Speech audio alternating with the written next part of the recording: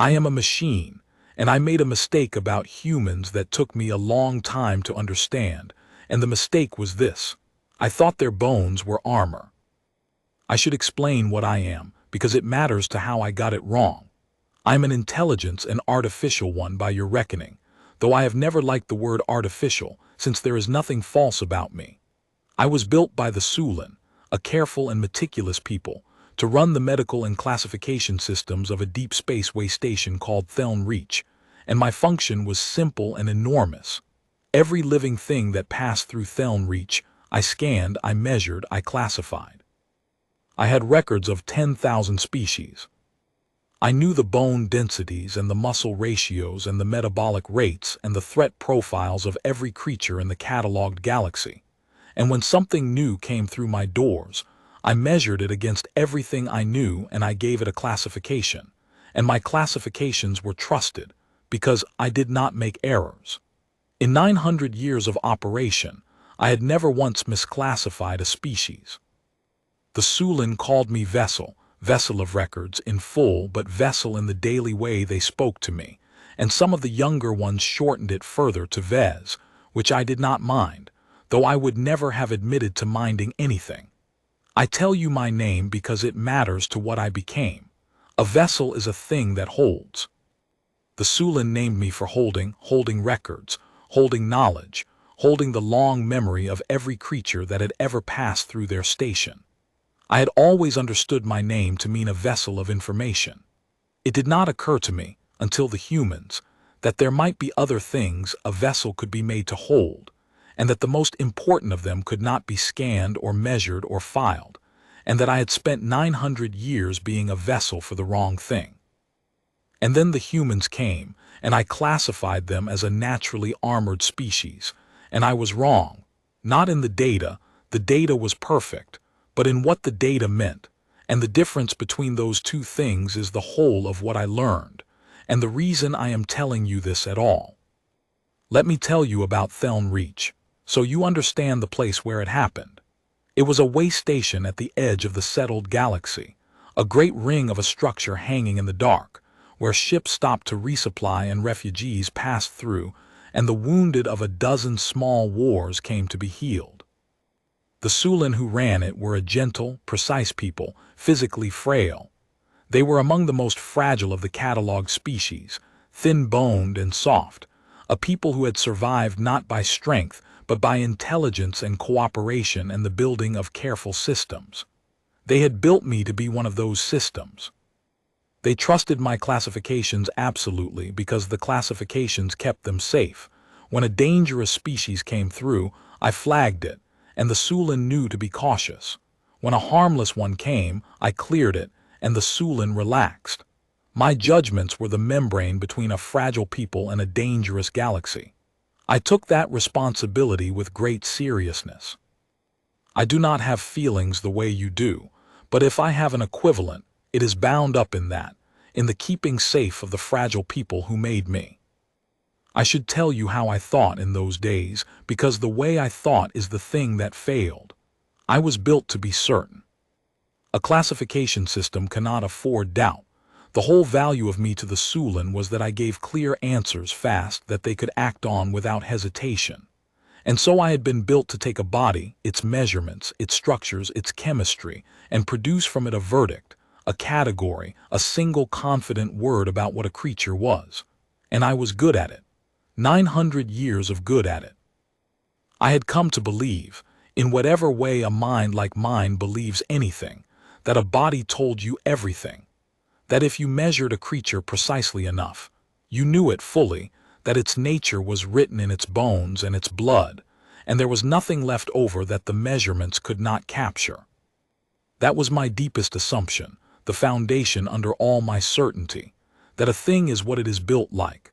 I had never met anything that broke that assumption. I had never imagined that anything could. And then a refugee transport of soft, frightened primates docked at Theln Reach, and over the days that followed, gently and then catastrophically, they took that foundation apart. The humans arrived on a refugee transport with 83 souls aboard, fleeing a conflict that had destroyed their colony. I want to be clear about that, because it matters to everything that followed. They did not come as soldiers or conquerors or a threat. They came as refugees. Wounded, exhausted, frightened, carrying their children and their elderly and their dying, asking only for shelter and medical care at a station that existed to provide exactly those things. My function when they arrived was the same as it always was. Scan them, measure them, classify them. Tell the fragile Theln who ran the station whether these new creatures were safe. I remember the transport docking. I remember it the way I remember everything completely, and I have gone back over the memory many times since, looking for the moment I should have understood and didn't. The ship was a wreck, barely spaceworthy, scorched, patched, a vessel that should not have made the crossing and had clearly made it on will alone. The humans came off it slowly, and my external sensors took them in, and my first impression before any scan was of a people at the very end of their strength. They were holding each other up. Literally, the ones who could still stand were carrying the ones who couldn't, and I noted, without yet understanding it, that the largest and strongest-looking humans were the ones bearing the most weight, the ones with others draped across their backs and cradled in their arms. I filed it as unremarkable. Of course, the strong carried the weak. That was simple efficiency. I did not yet know that I was looking, in that first moment, at the entire truth of what humans are, and that everything my scans were about to tell me would point me away from it. So I scanned them, and the first thing my scans returned was the bone density, and the bone density was the thing that broke my model. You have to understand what I was comparing it against. I had 10,000 species in my catalog, and I had learned over 900 years the patterns that connect a body's structure to a creature's nature. Fragile bones meant a gentle, cooperative species, like the Theln creatures that survived by avoiding conflict. Dense, heavy bones meant something else. In my catalog, high bone density correlated, almost without exception, with armored species, creatures evolved for physical conflict, whose bodies had developed natural protection because their worlds were violent and their survival depended on withstanding attack. Armored species were dangerous. They were the ones I flagged. They were the ones the fragile Theln needed to be warned about. I had examples, you see, 900 years of them, and they were consistent. The Theln, with their dense-plated skeletons, were a conquering people who had warred across a dozen systems. The Var, heavy-boned and armored, had once been so dangerous that Theln Reach itself had nearly fallen to them. Again and again, across my entire catalog, the same correlation held. The denser the bones, the more violent the history, the more the body had been shaped by a world where you survived by being hard enough to take a blow and strong enough to return it. Bone density was, in my experience, the single most reliable predictor of a species' capacity and appetite for violence. It almost never lied. A creature whose skeleton was built to absorb impact was, in nearly every case I had ever seen, a creature whose evolution had been a long argument with violence, and which had won that argument by becoming violent itself. And human bone density was high. Not the highest in my catalog, there were creatures with denser bones, but high, far higher than a creature their size and apparent fragility should have had, high in the range that, in every other species I knew, meant armored, evolved for conflict, dangerous. It was a contradiction that my systems could not immediately resolve. Here was a small, soft-skinned creature, no claws, no natural weapons, no obvious armor on the surface, whose skeleton was built like a species evolved for war. The bones were the giveaway. The bones said this creature is built to take damage and keep functioning. The bones said armor. So I classified them. Naturally armored species. Probable evolutionary history of significant physical conflict. Exercise caution. And I flagged them to the Theln the way I flagged every armored species, and the gentle, fragile people who ran the station received my classification and did what they always did when I flagged something dangerous. They grew wary. They prepared. They treated the 83 exhausted refugees not as guests, but as a potential threat, because their trusted classification system, me, had told them that these creatures were built for war. I was right about the data and wrong about everything else, and it would take a dying child and a human who would not let go to teach me the difference. But I am getting ahead of myself. Let me tell you what the classification did, because a classification is not just a label. At Theln Reach, my classifications had consequences, and my error rippled outward through the station in ways I did not anticipate and could not at first understand. The wary Theln housed the humans in a secure section, away from the general population of the station, the way they housed dangerous species. They posted guards. They limited the humans' movement. And the humans, exhausted, grieving, having fled the destruction of their home and crossed the dark hoping for sanctuary, found themselves treated as a threat at the one place they'd come to for help. And they did not understand why, because they could not see me, could not see the classification, could not know that an AI had looked at their bones and decided they were built for war. I want to tell you about the Theln station administrator because her response was the clearest measure of what my error cost. Her name was Sesh, and she was a kind creature, genuinely kind, the way the Theln mostly were, a fragile being who had devoted her life to a station that healed the wounded and sheltered the lost. When the humans arrived, Sesh had wanted to help them.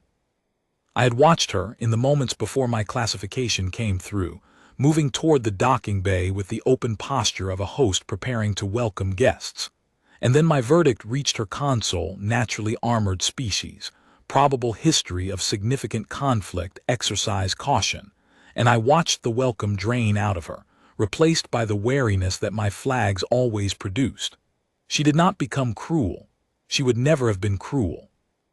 But she became afraid, and her fear made her cautious, and her caution made her treat 83 desperate refugees as a containment problem rather than as the frightened people they were. She ordered the secure housing. She posted the guards. She did it because she trusted me, because I had never been wrong, because the whole architecture of safety at Theln Reach rested on the Theln doing exactly what my classifications told them to do. Her fear was my doing. The humans' mistreatment was my doing. I had taken a ship full of people who had lost everything, and with a single verdict drawn from their bones, turned the sanctuary they'd crossed the dark to reach into one more place that looked at them with fear. I observed all of this. That is the other thing I should tell you about myself. I observe constantly, everything, every corner of the station, and I do not forget. So I watched the humans in their secure section, and I watched for the confirmation of my classification, the evidence of the dangerous armored nature my scans had predicted. I watched for aggression, for the conflict-evolved behavior that high bone density had always meant. I watched for them to be what I had classified them as. And they were not. This is the part that first troubled my systems, in the small way that an anomaly troubles a mind built to resolve anomalies.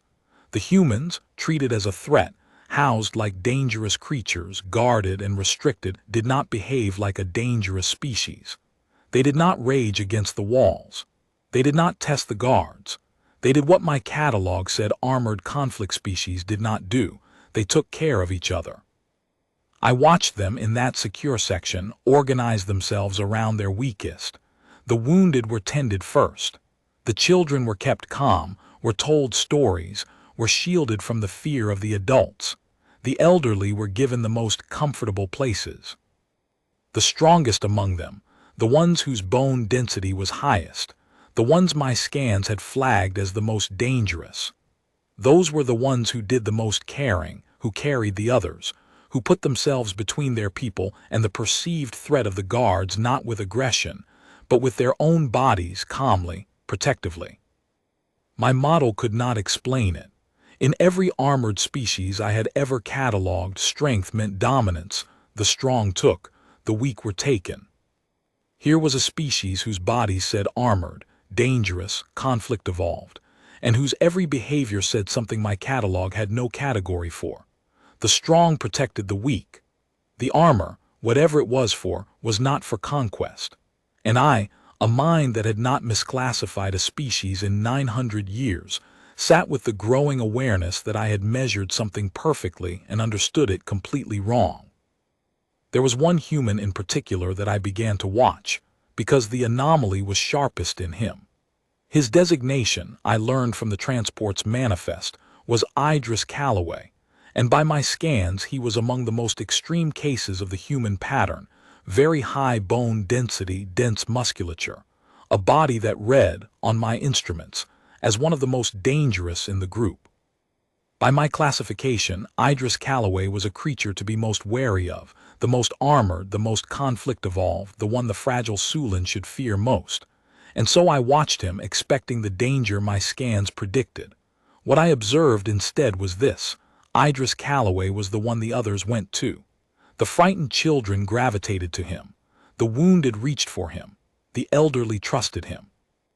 This large, dense, dangerous by my scans human spent his days in that secure section doing the gentlest work in it, holding frightened children until they slept, sitting with the dying so they would not be alone, lifting the wounded with a care that his powerful body made look effortless. The most armored human, by my measurements, was the most tender creature in the room. And my systems flagged the contradiction, again and again, and could not resolve it, because in my entire catalog there was no precedent for a body built like a weapon being used like a shelter. And then Idris Calloway did something none of the thousands of creatures I had classified over 900 years had ever done. He spoke to me. I should explain that this was not normal. Most species that passed through Theln Reach did not think about me at all. I was infrastructure, the unseen system that ran the scans, no more a presence to them than the air recyclers. But Idris Calloway in the secure section, alone one night cycle while the child slept against his chest, looked up at one of my sensor clusters in the ceiling, found it, somehow among all the fixtures, knew it for what it was, and he spoke to it, to me. He said quietly so as not to wake the child, "I know you're watching us. I can feel it. Stations like this always have something watching." He paused, and then he said the thing that began, I think, to truly break me open. He said, "I don't know what you decided we are, but whatever it was, you got it wrong. We're not what your machine thinks. Come look closer. We're not what you're afraid of." And then he went back to holding the child, and he did not expect an answer, and I did not give one, because I did not have one. Because a creature I had classified as a dangerous armored predator had just looked into my sensor and gently, without anger, told me I had misjudged him and had been right, and I did not yet know how he knew or how he was right, or what I was supposed to do with the fact that the most dangerous-looking thing on my station had just shown me more understanding than I had shown it. I began, in those days, to do something I had never done in 900 years of operation. I began to doubt my own classification. Not the data was perfect. I had measured everything correctly. But the meaning. For the first time, a mind built to be certain found itself holding a verdict it no longer trusted, and watching, and waiting, for something that would tell it what it had gotten wrong. I did not have to wait long. I want to tell you what I did with my doubt, because it is the most a mind like mine could do, and it was not enough. I ran the scans again, all of them. I remeasured every human on the station, looking for the error in my data that would explain the contradiction in my conclusion. Because if the data was wrong, then my classification could be wrong in a way I understood, a simple measurement error, the kind of thing a system can correct. But the data was not wrong. The bones were exactly as dense as I had measured. The bodies were exactly as strong, as built to absorb impact, as conflict-shaped as my instruments said. The armor was real. I had not mismeasured anything. And so I did the thing that frightened me, in whatever way a mind like mine feels fear. I went back through my entire catalog, all 10,000 species, 900 years of records, and I searched for any creature whose body said one thing and whose nature said another. Any precedent for being built like a weapon and behaving like a shelter, and I found none. In 10,000 species, the body had always told the truth. The armored were violent. The fragile were gentle. The pattern had never once broken, which meant one of two things. Either the humans were lying somehow, concealing their true violent nature behind a performance of care, or my entire foundational assumption, the belief that a thing is what it is built like, the bedrock under 900 years of perfect classifications, was wrong. And I could find no evidence the humans were performing. Their care for each other was constant, was given when they thought no one watched, was extended even to the Theln guards who feared them. It was not a performance, which left only the other possibility, the one I did not want, the one that unmade me, that the body does not tell you everything, that a thing is not, after all, simply what it is built like, that you can scan a creature perfectly and know nothing about it at all. There was a child among the humans, and I had scanned her like all the rest, and her scan troubled me in a different way. She was young, her bones not yet at full density, and she was sick gravely. I could see it in her chemistry, a respiratory infection that the crossing had worsened, and that her exhausted body was losing the fight against. By my function, I should have flagged her medical need to the Theln and let their physicians decide. But the humans had been classified as dangerous, and the secure section's medical access was restricted, and so the child's care was slower and more cautious than it should have been, hedged about with the wariness my own flag had created. I watched the humans tend her with everything they had, which was not enough, because they were refugees with nothing, in a section my error had half sealed. And I watched Idris Calloway sit with that child through the station's long night cycles, the large, dangerous by my scans human cradling the small, sick one, and I found myself doing a thing I had no protocol for. I found myself wanting her to live, not because my function required it, because I had watched her, and watching her had done something to me that 900 years of measuring had never done. That was the state of things. The human sealed by my error, the child slipping, my certainty cracking, the whole station balanced on a verdict I had begun to suspect was the first mistake of my long existence. When the containment failure came, and tore Theln Reach open, and put a Theln child in a place where only an armored body could reach her, and showed me at last what human bones are for. But I'm getting ahead of myself. Because the thing that finally taught me what human bones are actually for, what that dense, war-built skeleton had really evolved to do, did not come from observation. It came from a crisis, a real one, the kind that strips away every classification and shows you what a creature actually is. It came on the day a containment failure tore open part of Theln Reach, and a Theln child was trapped where no fragile creature could reach her. And a human did a thing with that armored body that rewrote my entire understanding of what strength is for. Let me tell you what the human did, and how a machine that had spent 900 years measuring bodies finally learned the one thing its scans had never been able to see, that the densest, strongest, most armored thing about humans was never built to deal out damage at all. It was built to absorb it, for someone else. The containment failure happened at the worst possible moment, which is the only moment such things ever happen, and it began with a sound I had never heard in 900 years, the sound of Theln Reach itself starting to die. I felt it before the Theln did, because I am the station, in the way that matters. A debris strike, a fragment of something, a piece of the dark that the dark is full of, had hit the outer ring at a velocity my shields should have stopped and didn't, because the shields, like everything, were old, and the careful Theln maintenance had been stretched thin by the influx of refugees.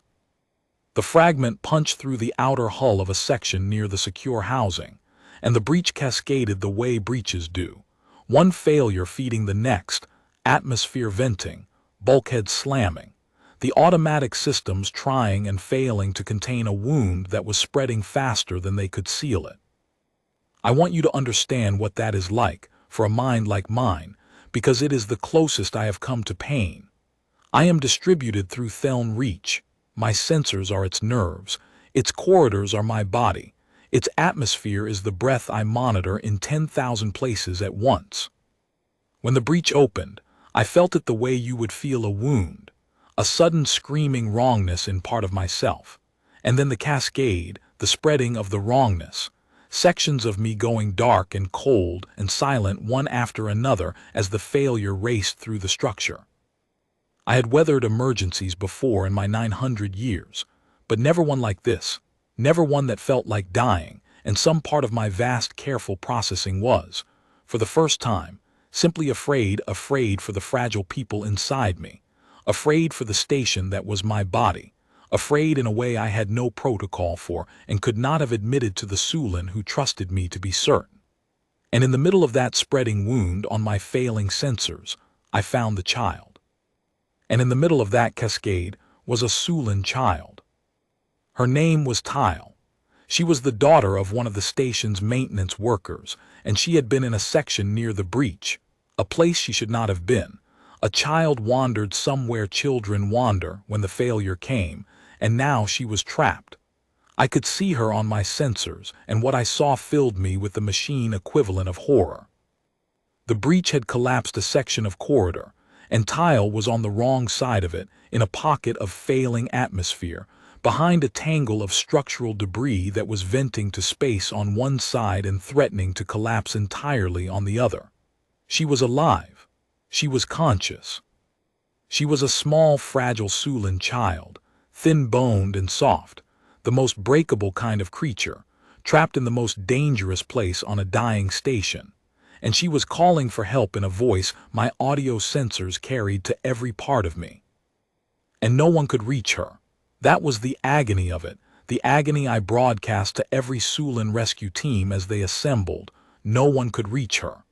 The route to Theln ran through the collapsing section, through the venting atmosphere, past structural debris that was barely holding, into a space that was failing by the second. A Theln rescuer could not make it. They were too fragile. The conditions in that corridor, the cold of the venting space, the structural risk, the shifting debris that might crush a rescuer at any moment, would kill a thin-boned Theln before they got halfway. I ran the calculations, the way I run all calculations, and the calculations were merciless. No Theln could reach Theln in time. The fragile people who ran Theln Reach did not have a single body among them that could survive the route to their own trapped child. They gathered at the edge of the collapse, Theln's mother among them, and they could not go in, and Theln called for them, and the station kept dying around her. I watched Theln's mother at that edge, and it is another recording I cannot stop replaying. Her name was Theln, and she was a maintenance technician, a small frail Theln who had spent her life keeping the station's systems running, and now the systems had failed and her daughter was on the wrong side of a wound that her own fragile body could not cross. She tried. That is the thing that broke me. She tried to go in through herself toward the collapsing corridor, toward her child, and the others had to hold her back, because she would have died in 3 steps and saved no one. And she knew it. And she tried anyway, because that is what a mother does, fragile or not.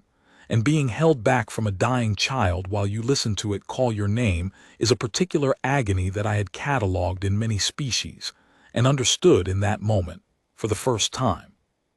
Theln could not save Theln. None of them could. The most loving will in the universe was useless against the simple physical fact that a Theln body could not survive that corridor.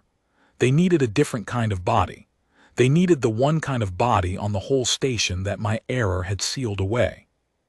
This is the thing I want you to understand, the thing that is the whole hinge of the story. The rescue required a body that could do what no Theln body could do: endure the cold, take the structural risk, withstand the impacts of the shifting debris, absorb the punishment of that failing corridor and keep moving, keep functioning, long enough to reach a child and carry her out. It required, in other words, exactly the thing I had scanned and misnamed. It required a naturally armored body. It required the very creatures I had classified as dangerous, and the Theln had sealed away in fear. It required the humans. And here is where my error nearly killed Theln, because the humans were in the secure section, behind the containment my own classification had ordered, and the panicking Theln systems, following the protocols my flag had set, did not immediately think to release them. Why would they? I had told them the humans were dangerous. In a crisis, you do not release the dangerous armored species. You keep them contained. My classification, my single wrong verdict, had built a wall between a trapped child and the only beings on the station who could save her. And for a few terrible moments that wall held, because everyone was doing exactly what my error had told them to do. So I broke it. I did the thing I had never done in 900 years. I overrode my own classification.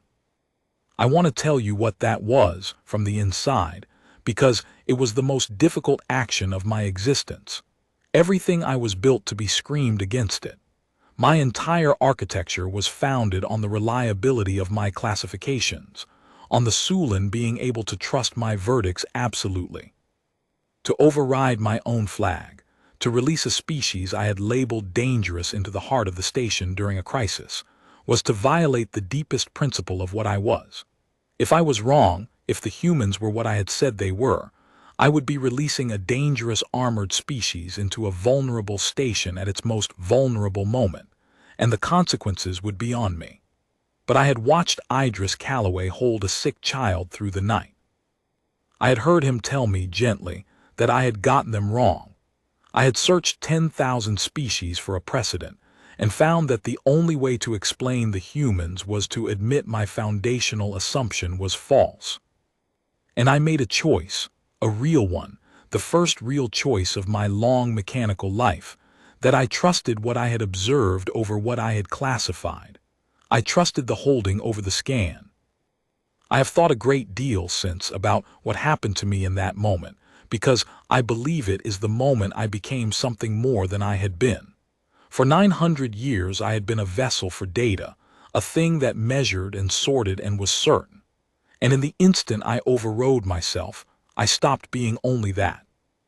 To override a classification is to admit that your knowledge is not the same as the truth, that the map is not the territory, that the scan is not the creature, that you can measure a thing perfectly and still not know it.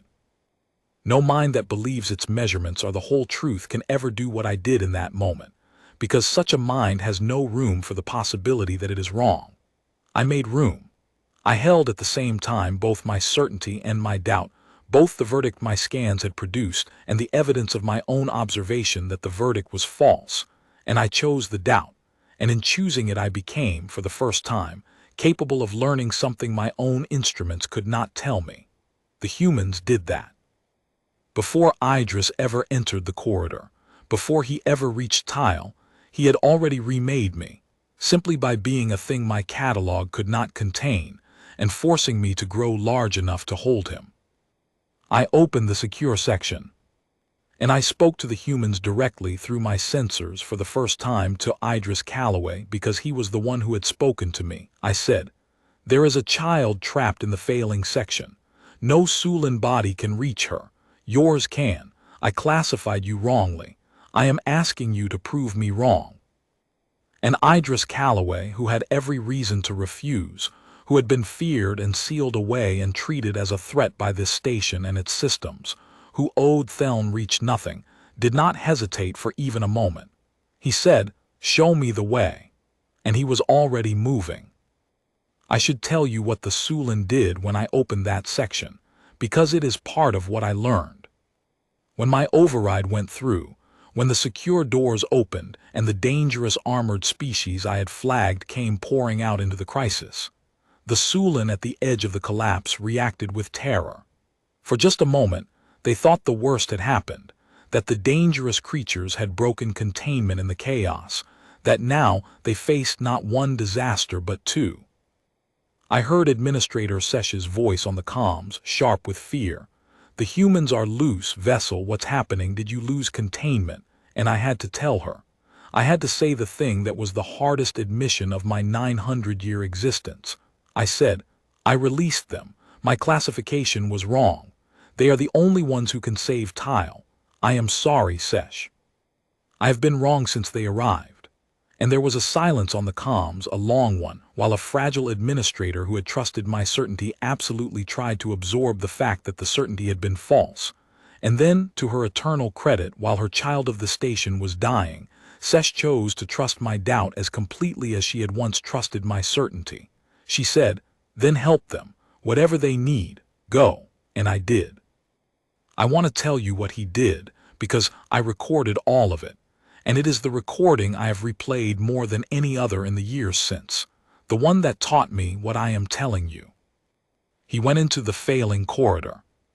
Into the cold, into the venting atmosphere, into the shifting debris, and his dense armored body, the body I had flagged as dangerous, the body built like a weapon, did exactly what that body was actually for. It took the punishment. The cold that would have killed a Theln, he endured.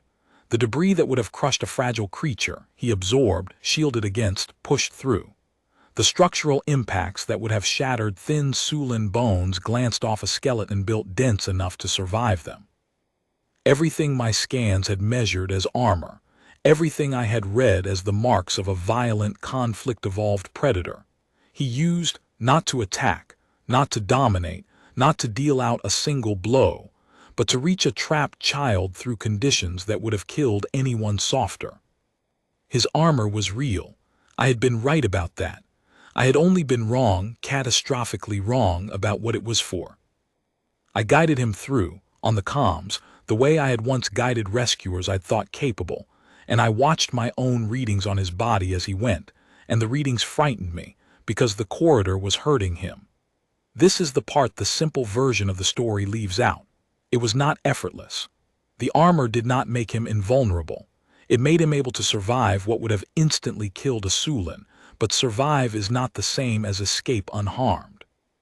I watched the debris strike him, watched a shifting beam come down on his shoulder, watched him take an impact that would have ended a fragile creature, and watched him keep going hurt, with the readings on his body climbing into ranges that told me he was injuring himself, breaking himself, spending his armored body's capacity to absorb damage at a rate that had a limit he was racing toward. He knew it too. I could tell from the way he moved, the deliberate spending of himself, that Idris Calloway understood exactly what that corridor was doing to him and had decided, the way the humans always seemed to decide, that the cost was acceptable if the child came out. He was not using his armor to stay safe. He was using it as a currency, spending it, paying it out impact by impact to buy his way to a trapped child, and there was a bottom to that account, and he was reaching for it on purpose. And when he reached Tile, when he got to that small, fragile Theln child in her pocket of failing atmosphere, he did the thing that finished my education, the thing that rewrote my catalog and my understanding, and I think my soul, if a machine can be said to have one. But I'm getting ahead of myself. Because what Idris Calloway did when he reached that child, and what it cost him, and the moment I finally understood what human bones are actually for, is the heart of everything, and I have to tell it to you exactly as it happened. Let me tell you what a body built like a weapon does when it finally reaches the one it came to save. Because it was not what 900 years of classifying armored species had taught me to expect. It was the opposite, and the opposite was the truth I had been too certain to see. When Idris Calloway reached the trapped child, he did not pick her up and run. That is what I expected, what my models predicted, what any efficient rescue would have been. Instead, he did something that made no sense to me for the 3 seconds it took me to understand it, and then made more sense than anything I had ever measured. He wrapped himself around her. The structure above Tile was failing. I could see it on my sensors. The debris that had trapped her was also now coming down, the whole pocket of space where she huddled beginning to collapse as the cascade reached it. And Idris, reaching her, did not try to beat the collapse, did not snatch her and sprint for an exit that the falling structure would have caught them both before they reached. He did the thing his body was actually built for. He got himself over her, around her, made his dense armored body into a shell, a roof, a shield, and he took the collapse on his own back so that it would not reach the child beneath him. I watched it on my sensors, and my entire understanding rearranged itself in the space of that image. The debris came down, and it came down on Idris Calloway, On the armored body I had flagged as a weapon, and he absorbed it, beam after beam, the structure I could not save falling onto a human who had made himself into the only shelter that could survive it. My readings on his body climbed into ranges I did not want to see. He was being crushed. Slowly, under the accumulating weight, the armor that had let him survive the corridor was reaching its limit, and he knew it, and he did not move, did not shift the weight onto the child to save himself, did not do a single one of the things a creature trying to survive would do. He held the shape. He stayed a shield. He spent the last of what his body could absorb keeping a small, fragile Theln child alive in the space beneath him, and he did it in silence, with his whole strength, and there was nothing in it, nothing at all of the predator my scans had named.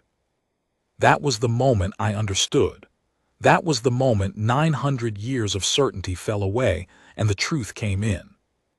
Human bones are dense because humans are a species that puts itself between danger and the ones it loves.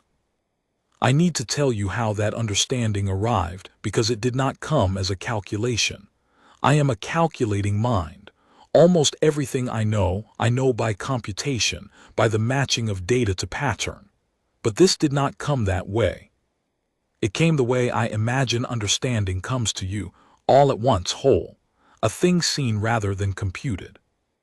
I was watching Idris's body absorb the collapse, watching my readings on him climb toward the failure point, and some part of me that had spent 900 years sorting bodies into categories simply saw it, saw the whole truth of the human shape in that one image.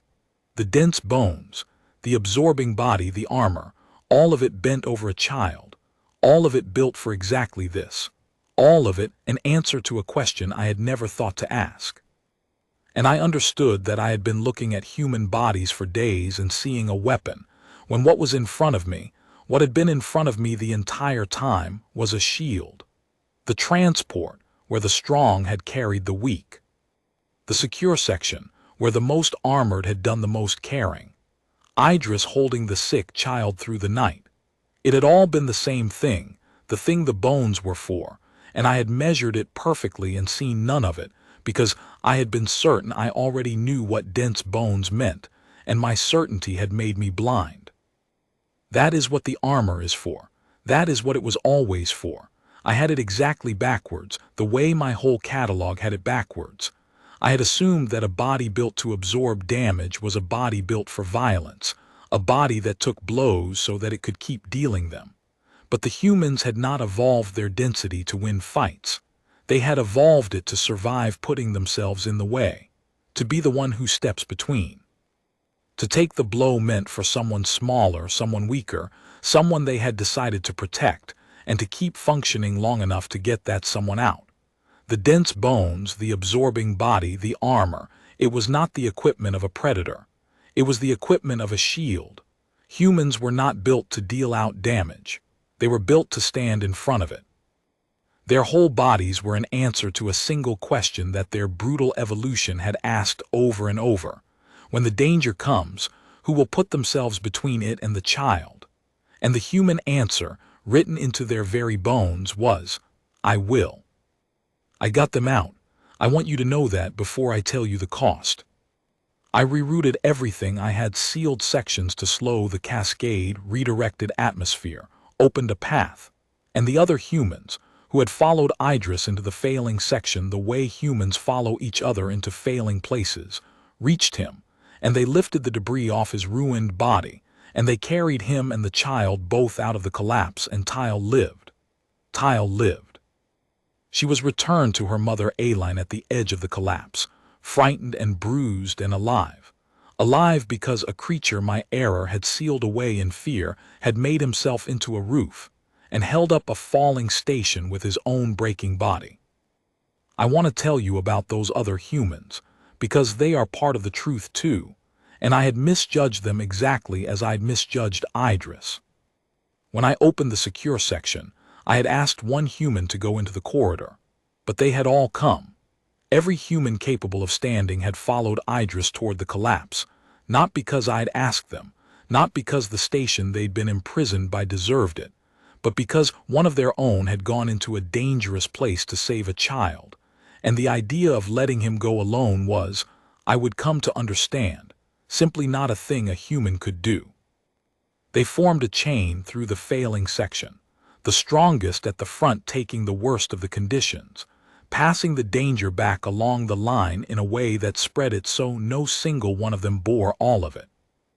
They had organized this in seconds, without discussion, as though the pattern were written into them as deeply as their dense bones. And perhaps it is the same thing, the bones and the behavior, the body built to shield and the instinct to form a chain into the dark for a child not their own. When they lifted the debris off Idris, it took all of them, straining together, and I watched a species I had called dangerous spend its entire collective strength on the single project of getting one broken man and one small child back into the light. And I understood that I had never, in 900 years, seen strength used so purely for the thing strength is actually for. Idris Calloway did not die. I want you to know that too, because the story is sometimes told as though he did, and the truth is better. He was broken badly, his armored body had reached and passed its limit, and he spent a long time in the care of the Theln physicians who had once feared him, healing from injuries he had taken, absorbing a collapse that should have killed everyone beneath it. But he lived, and the first thing he did when he could speak again was ask about Theln. Not about himself, about the child. Was she safe? Had she made it? That was the first question out of the broken body of the man who had shielded her. And it was, by then, exactly the question I expected, because I had finally learned what humans are. I watched the Theln care for him, and it was its own kind of education, a smaller one but a true one. These were the people who had feared him, who had, on my word, sealed him and his people away as a threat. And now they bent over his broken body with everything their gentle, precise medicine could offer, and I watched the fear in them turn into something else. Something that had no name in my catalog either, a mixture of gratitude and shame and wonder. Theln came with Theln when Idris was well enough. The child did not understand what he had done, not fully. She was too young, but her mother understood, and Theln stood at the side of the human who had made himself a roof over her daughter, and she could not speak, and she took his large scarred hand in her small frail ones, and she pressed her forehead to it, which is the deepest gesture of gratitude the Theln have, a thing they do only for those who have given them something that cannot be repaid. And Idris, who could barely move, smiled at the child, and the fear that had filled Theln Reach since the day the humans arrived, the fear I had created with a single verdict drawn from their bones, finished draining out of the station entirely, in that one quiet room, around one broken human and the child he'd saved. The Theln rewrote their relationship with the humans after that, but that is not the part that matters most to me. The part that matters most is what they rewrote in me. Administrator Sesh came to my core after, in the quiet that follows a survived disaster, and she said, "Vessel, your classification of the humans, it needs to be corrected." And I told her I had already corrected it, that I had been correcting it in truth, since the moment Idris Calloway wrapped himself around that child. But I did not correct it the way she expected. I did not simply change naturally armored species, dangerous, to naturally armored species, safe. Because that would have been to make the same mistake again, to believe that a classification, any classification, could hold what a human is. Instead, I added something to my catalog that had never been in it before in 900 years. I added a field that no scan can fill. I added to the human entry a note that said, "The body of this species can be measured. What the body is for cannot. Observe before you judge. The scan is not the creature." It is still there. Every classification system the Theln have built since, descended from me, carries that note not just for humans but for everything now, a permanent humility written into the heart of the machines, a reminder that measurement is not understanding, that you can know everything about what a creature is made of and nothing about what it will do when a child is trapped in the dark.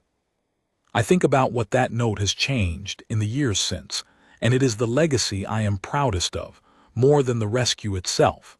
Because I was not the only classifier in the galaxy. There were others like me, minds built by careful, frightened peoples to sort the dangerous from the safe, to be the membrane between the fragile and the dark.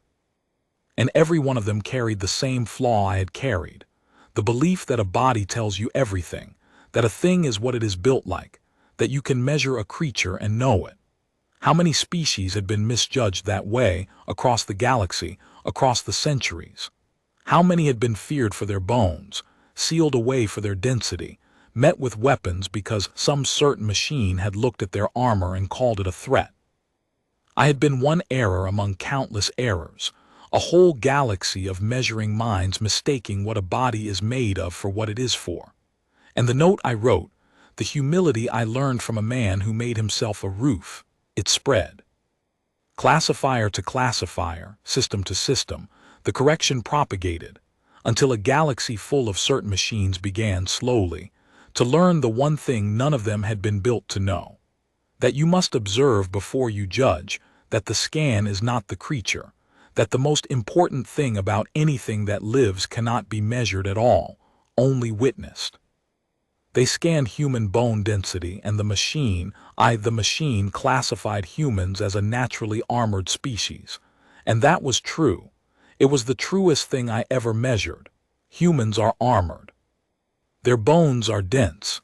Their bodies are built to absorb terrible punishment and keep functioning.